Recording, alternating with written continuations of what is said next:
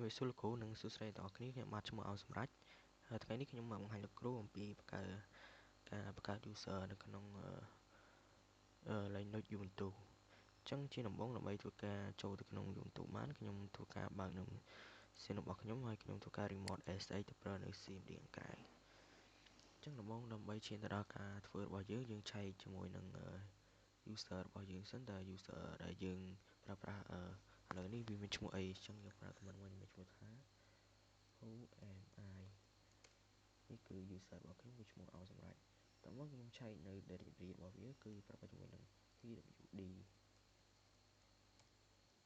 នេះគឺ directory user ខ្ញុំគឺស្ថិតនៅ home ហើយ user សម្រាប់តោះមកខ្ញុំឆែកនៅ hostname គឺ hostname machine របស់ខ្ញុំគឺឈ្មោះសម្រាប់ដូចគ្នាដោយសារតែពេលនោះខ្ញុំដាក់ឈ្មោះសម្រាប់អញ្ចឹងឈានទៅដល់ការធ្វើបង្កើត user បន្ទាប់អញ្ចឹងជាដំបូងយើងឈានទៅដល់ការបង្កើត user simple មួយដែលជា user ធម្មតាដែលយើងប្រើប្រាស់នៅ command មួយមានឈ្មោះថា sudo user add ហើយយើងវាយឈ្មោះ user ដែលយើងចង់ដាក់មកគឺឈ្មោះ citic ហើយយើងធ្វើការ enter ហើយវាទាមទារយើងដាក់ password អញ្ចឹង user ហ្នឹងយើងបានបង្កើតហើយអញ្ចឹងយើង list យើងធ្វើការ list វាមើលថាយើងបង្កើតបានហើយនៅ ls/home អ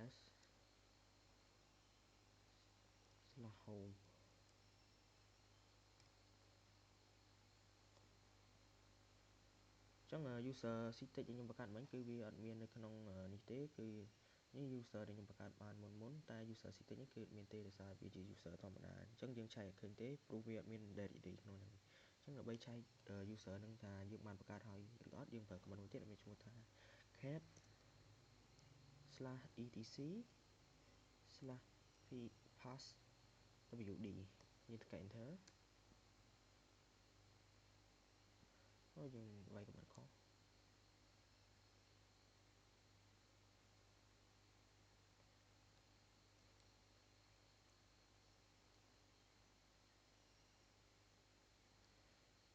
ការ enter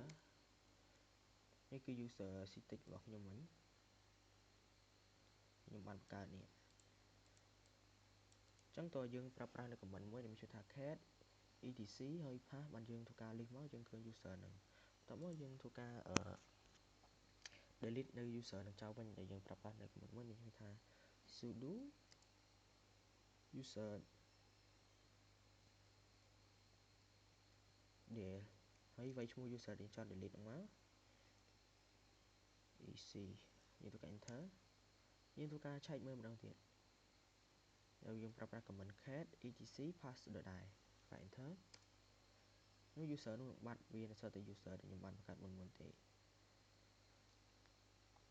ញ្ចឹងយើងចូលទៅដល់ command បន្ទាប់ទៀតគឺយើងបង្កើត user ដែលមាននៅ directory home របស់វា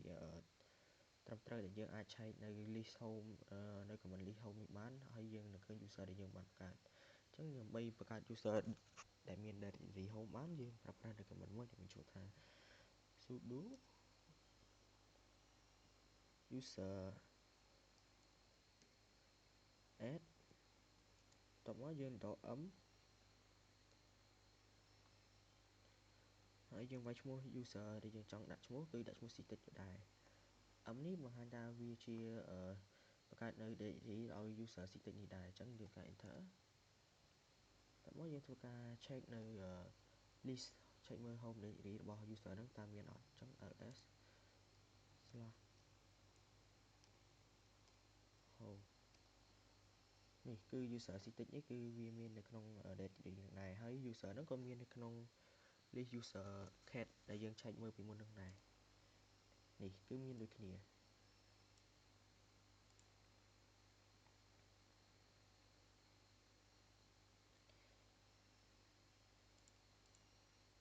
អញ្ចឹងបន្ទាប់មកយើងធ្វើការ delete នៅ user ដែលមាន home directory នេះចោលដែលយើងប្រើប្រាស់ command sudo user del ហើយដាក់ឈ្មោះ citic ការ delete អញ្ចឹងយើងទៅឆែកមើល cat នឹងវាបាត់ user citic នឹងបាត់ហើយប៉ុន្តែនៅចំពោះ home directory យើងប្រើប្រាស់ជាមួយនឹង ls/home ហើយយើងឆែកមើល គឺវាអត់ទាន់បាត់ទេមានថា directory home របស់វាគឺមានដដែលអញ្ចឹងដើម្បីធ្វើការ delete ទាំង directory home បានយើងប្រើប្រាស់នៅ command មួយដែលមានឈ្មោះថា sudo om.ovs.clear/home បន្ទាប់មក /ctech យើងធ្វើការ enter នេះវាធ្វើការ remove នៅ home directory របស់ user ctech ចោលហើយយើងដើម្បីបញ្ជាក់ថាវាបាន delete មិនយើងឆែកមើលទៀតនេះគឺវាបាន delete user ដែលមានឈ្មោះថា ctech ចោលបាត់ទៅហើយអញ្ចឹងយើងចូលដល់ command បន្ទាប់ទៀតគឺយើងធ្វើការ create user ដែលមាននៅកតុយ bin និង bash ដែល user នេះវាមានសិទ្ធិធំដូច user យើងកំពុងប្រើប្រាស់ឥឡូវហ្នឹងគឺវាមានសិទ្ធិធ្វើការ login log out ធ្វើការប្រើប្រាស់ command បានអញ្ចឹងដើម្បីបង្កើត user នឹងបានយើងប្រើប្រាស់នៅ command មួយអញ្ចឹងយើងប្រើប្រាស់នៅ command មួយដែលមានឈ្មោះថា sudo ហើយយើងដាក់ user add ហើយយើងដក m ដើម្បីឲ្យវាបង្កើតនៅ directory ហើយដក s មួយទៀតដើម្បី user នឹងមានសិទ្ធិធំស្មើជាមួយនឹង user ដែលយើងកំពុងប្រើប្រាស់ដែលមានកតុយ bin និង bash /bin ហើយនិង /bash ហើយ sa ហើយបន្ទាប់មកយើងដាក់ឈ្មោះ user ដែលយើងចង់បង្កើតគឺ ctech យើងធ្វើការ enter យើងធ្វើការ list មើលក្នុង home សិន s./home តើវាមាន home directory អត់ user ctech ហ្នឹងនេះគឺវាមាន user ctech ហើយយើងចង់ច្បាស់ទៀតយើង list ទៅមើលនៅ cache យើងម្ដងទៀតយើងវាយ command cache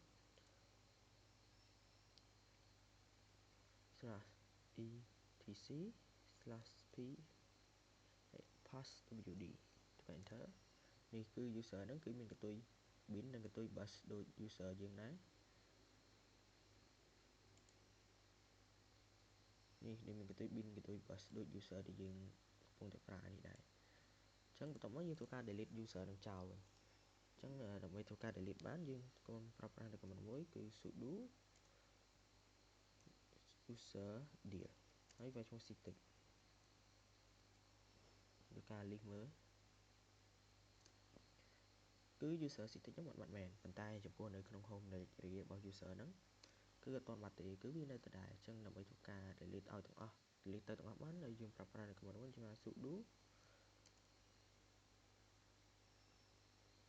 om ហើយ .ovs តមកយើងធ្វើការវាយនៅ command គឺ /home ហើយ /user ឈ្មោះ user ដែលយើងចង់ delete ហ្នឹង ctech តមកយើងធ្វើការ enter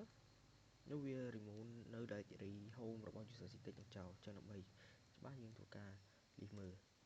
នេះគឺ user ctech ហ្នឹងដែលយើងបានបង្កើតដែលមានកតុយ bin កតុយ bash មិញហ្នឹងគឺវាបានបាត់ទាំង user បានបាត់ទាំង directory នេះគឺវាបាត់អស់ហើយ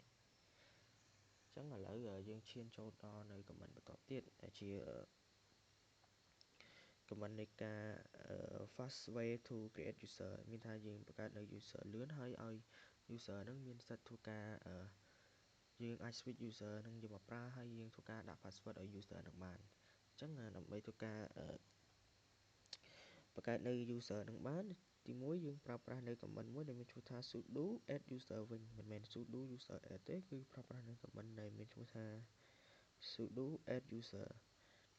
អញ្ចឹងយើងប្រើប្រាស់នៅ command ហ្នឹងតែម្ដងទៅគឺ sudo តមកគឺយើងប្រើប្រាស់ពាក្យថា add user វិញមិនមែន user add ទេ add user ហើយយើងដាក់ឈ្មោះនៃ user របស់យើងដែលយើងចង់ដាក់គឺ user ctech តមកយើងធ្វើការ enter ហើយវាទាមទារយើងធ្វើការវាយ password អញ្ចឹងខ្ញុំសូមដាក់ password តែម្ដងទៅគឺហើយវាទាមទារ password ម្ដងទៀតហើយវា full name អញ្ចឹងខ្ញុំដាក់ថា ctech ដដែលកន្លែងនេះ row number គឺយើង skip មក work phone ក៏ skip ដែរ home phone ក៏ skip តមកយើង skip ទៀតមកកន្លែងនេះគឺវាសួរយើងថាតើព័ត៌មានដែលយើងបានបញ្ចូលហ្នឹងពិតជាត្រឹមត្រូវអត់យើងគ្រាន់តែវាយអក្សរ y ការ enter ហើយវានឹងធ្វើការ create នៅ user ctech នេះឲ្យយើងតែម្ដងអញ្ចឹងដើម្បីបញ្ជាក់ច្បាស់ថាវាបានបង្កើតមកទៀតយើងធ្វើការ list មើល វាបានធ្វើការបង្កើតនៅ user static នេះដែលមានសិទ្ធិធ្វើការ input នៅ password ហើយធ្វើការប្រើយើងអាចទាញយក user នឹងយកប្រើប្រាស់បានអញ្ចឹងបន្ទាប់មកយើងធ្វើការចង់ switch user static នេះយកមកប្រើអញ្ចឹងនៅប្រើប្រាស់នៅ command មួយដែលមានឈ្មោះថា su ហើយវាយឈ្មោះនៅ user static នេះមក static យើងធ្វើការ enter ហើយវាទាមទារនៅយើងវាយ password ដែលយើងបានបង្កើតមកហ្នឹងគឺ password ខ្ញុំដាក់មកគឺខ្ញុំចូលហើយគឺខ្ញុំចូលនៅ user static ប៉ុន្តែនៅវាស្ថិតនៅក្នុង home directory សម្រាប់ដែរទេអញ្ចឹងខ្ញុំឲ្យវាស្ថិតនៅក្នុងចង់ឲ្យវាស្ថិតនៅក្នុង user home static អត់ចង់ឲ្យនៅក្នុង user static home សម្រាប់ហ្នឹងទេអញ្ចឹងខ្ញុំធ្វើការ cd មក cd/home/static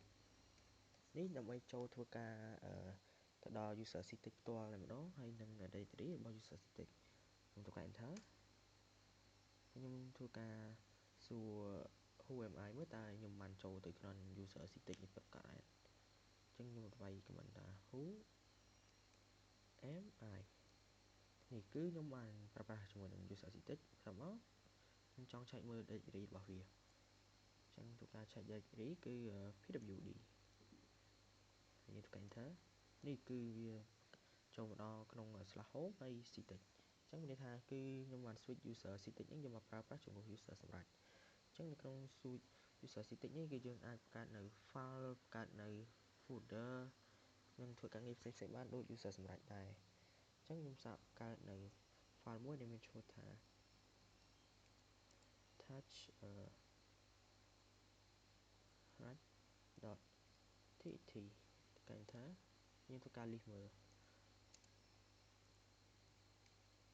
នេះគឺ file ដែលមានឈ្មោះថា rad.txt អញ្ចឹងនៅក្នុង user static ហ្នឹងគឺវាមានសិទ្ធិដូចតែ user សម្រាប់យើងផ្ទាល់ដែរយើងចង់ធ្វើអីគឺយើងធ្វើហ្នឹងហើយបើយើងចង់ចេញពី user static ហ្នឹងគឺយើងគ្រាន់តែវាយពាក្យថា exit យើងកាន់ enter ហើយវានឹងចេញពី user static មក user សម្រាប់យើងវិញដើម្បីបញ្ជាក់ច្បាស់យើងធ្វើការ list មើលនៅក្នុង user សម្រាប់ហ្នឹងវាខុសពី user static អត់នេះគឺ file folder អីដែលខ្ញុំបានបង្កើតនឹង user សម្រាប់នេះគឺវាខុសពី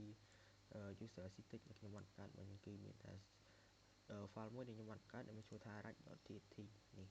តែដល់ពេល user សម្រាប់វិញគឺមាន file ច្រើនដែលខ្ញុំបានបង្កើតពីលើកមុនមកអញ្ចឹងការបង្ហាញរបស់ខ្ញុំអំពី Linux user management របស់ខ្ញុំគឺមានតែប៉ុណ្្នឹងទេសូមអរគុណលោកគ្រូដែលបានទស្សនាវីដេអូ